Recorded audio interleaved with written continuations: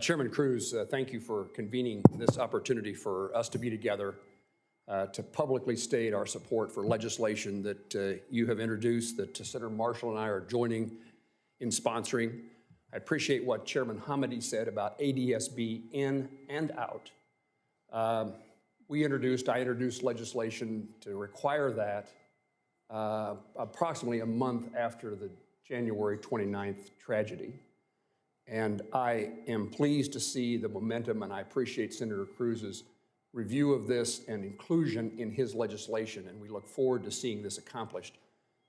Chair Hamady has explained why it's so important, and we will, in my view, work to see that this legislation becomes law and ADSB in and out become the norm, the required norm, as quickly as we can do so by the supply chain capabilities to exchange what we have today or to add what we don't have today to aircraft across the country.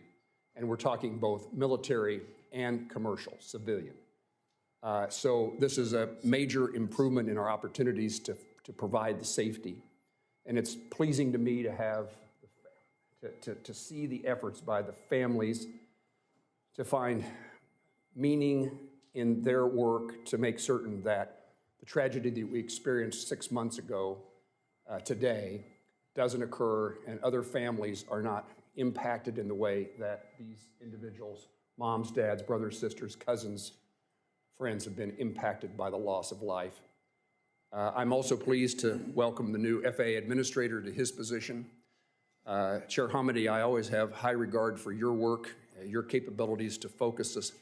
Today, Chair Hamady gave us a briefing on what these next few days are going to look like with the hearings that are going to take place.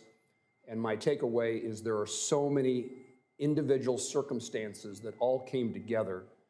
Perhaps it would be nice if we could just put this in one. This was the problem, but the issue is broader than a problem.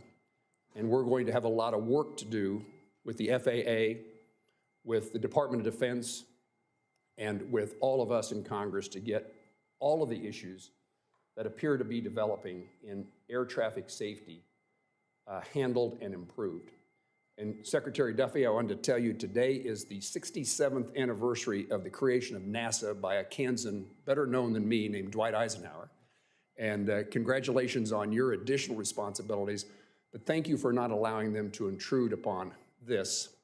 Secretary Duffy, while I'd met him when he was seeking my vote on his nomination, he came by to pay the courtesy call, and we had a fine conversation.